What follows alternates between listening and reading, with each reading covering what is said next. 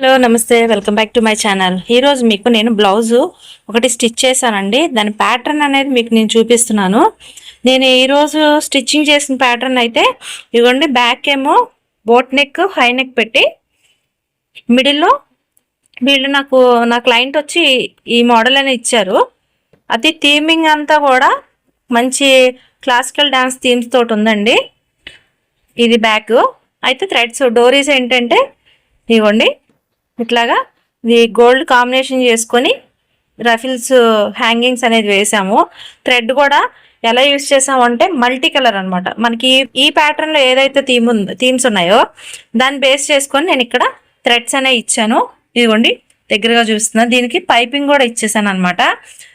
Hands విషయానికి వస్తే వీళ్ళు షార్ట్ హ్యాండ్ లో పఫ్ హ్యాండ్ అనేది పెట్టించుకున్నారండి. ఇదిగోండి ఇది ఇట్లా కింద ఏం చేశానంటే లైట్ గా పైపింగ్ ఫినిషింగ్ ఇచ్చాను.